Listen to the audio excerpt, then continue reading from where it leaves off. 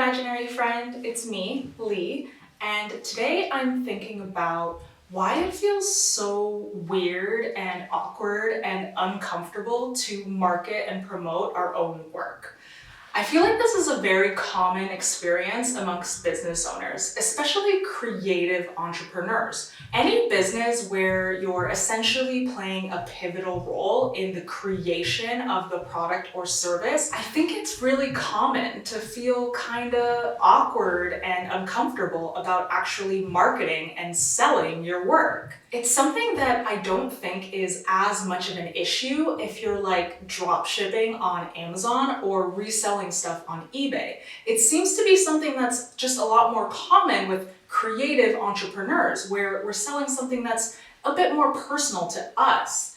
And I think that's so fascinating. Like, why is it easier to promote and sell, someone else's product, something that we had no hand in creating? But then when it comes to our own creativity, our own creative ventures, it feels so awkward to talk about it too much. We don't want to come across as too salesy or annoying. I think a lot of us have this image in our heads of like a sleazy car salesman who's just being like way too pushy and won't take no for an answer. And none of us wants to be that guy, right? But obviously, if you're trying to run a successful business, you gotta be able to sell. You have to be able to talk about and promote your work. And not only that, you have to be able to do it with confidence and enthusiasm.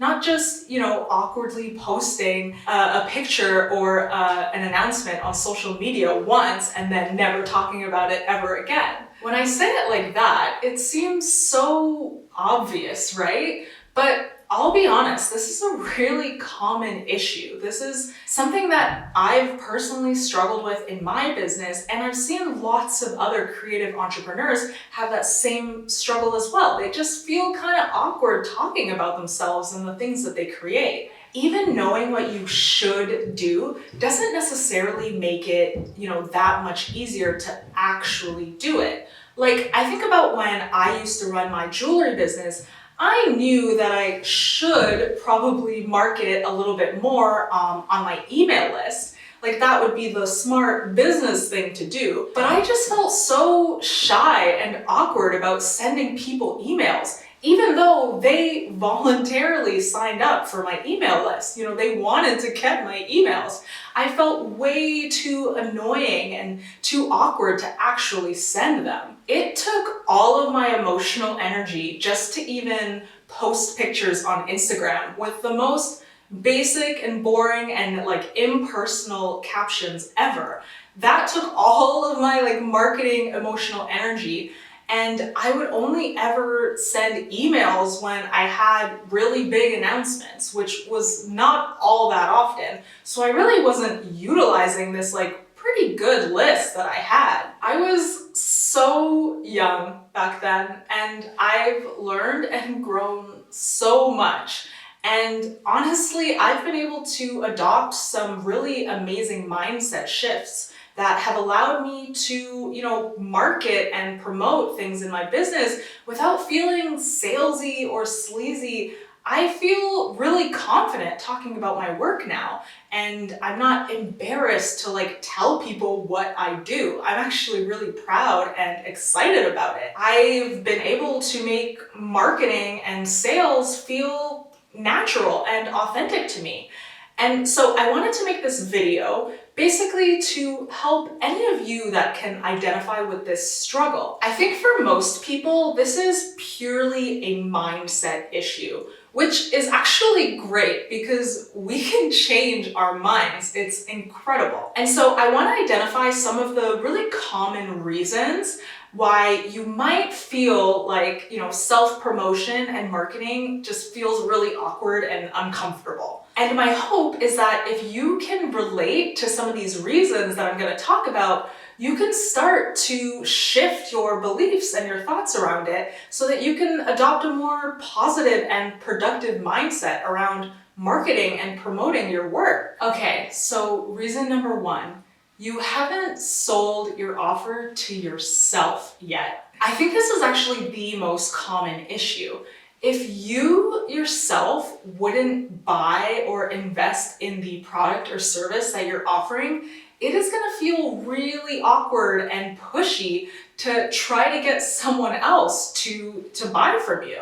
I think a common thought that often goes hand in hand with this is you might feel like people don't really need the thing that you're offering. So you can feel a little bit pushy when you try to sell to them because deep down inside, you feel like it's kind of frivolous, like it's unnecessary.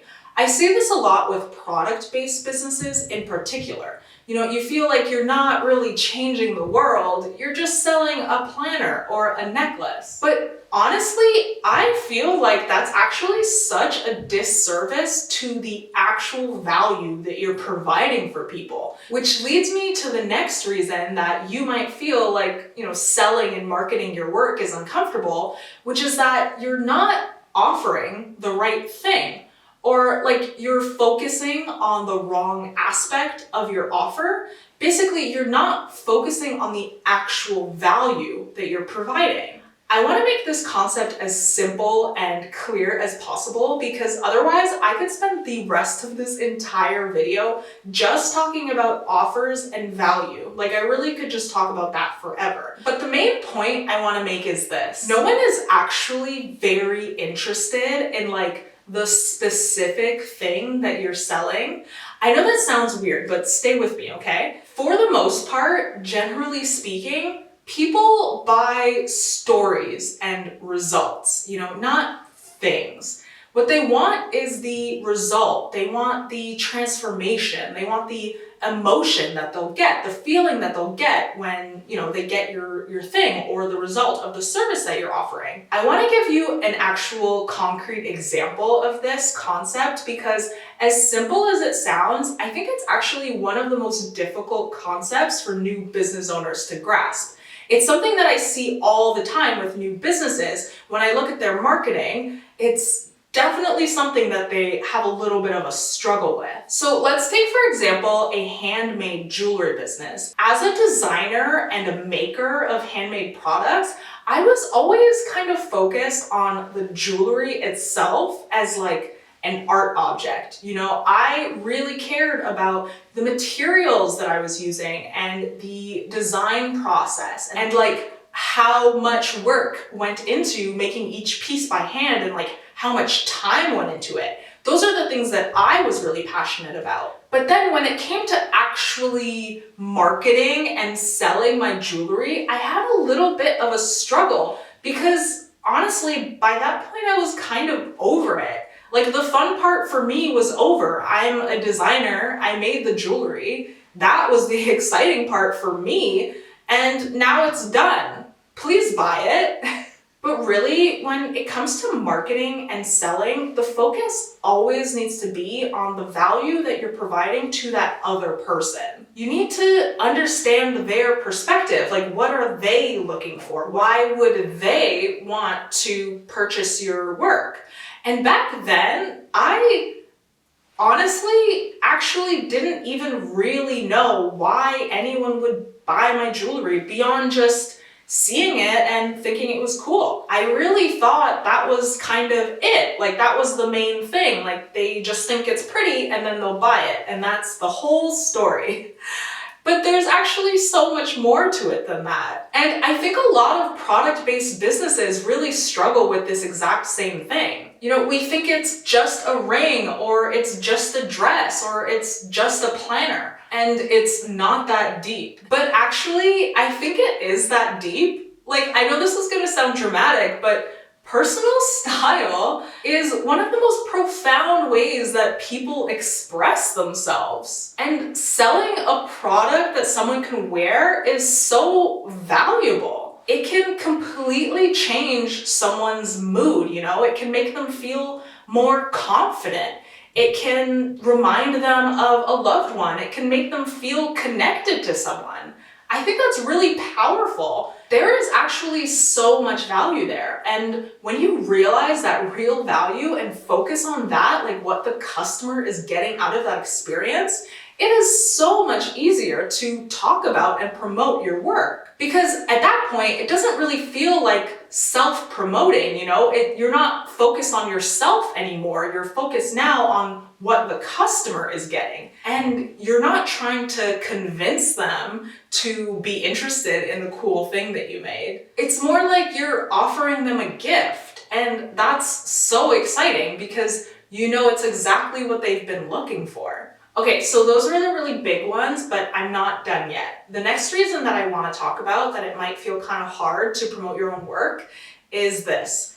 You feel like you're taking their precious money. This is another really common one. And I think it's really funny, actually, but it's just a really default way of thinking about money. Like, if you've never really worked on your money mindset, like if you don't even know what that means, then this might be something that you struggle with. It's very easy to think this way, like you're taking away their money and you kind of feel not okay with that. Because at like a societal level, we are taught that money is so valuable. Like it's so precious. We have to make as much of it as possible and we have to save as much of it as possible.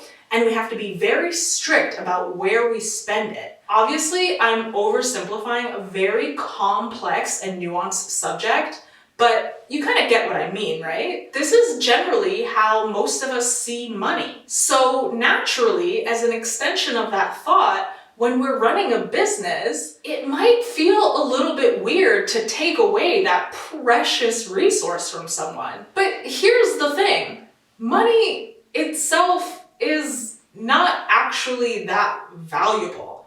I know that's gonna sound crazy, but it really isn't. It's a representation of value. Money is basically just a story. It's an idea, but it's not actually worth anything on its own. It's really just like a representation, like a transitional form of value until you can exchange it for the thing that you actually care about. So that might be your rent or a car or a book. I think when you look at it that way, it starts to become a little bit more obvious that you're not taking away something precious from them when you are offering them a product or service. You're offering an equal exchange of value. They're giving you money and you're offering them something of value in return. It's an equal exchange, and that's not something that you should feel slimy about. People are happy to pay for things that they want.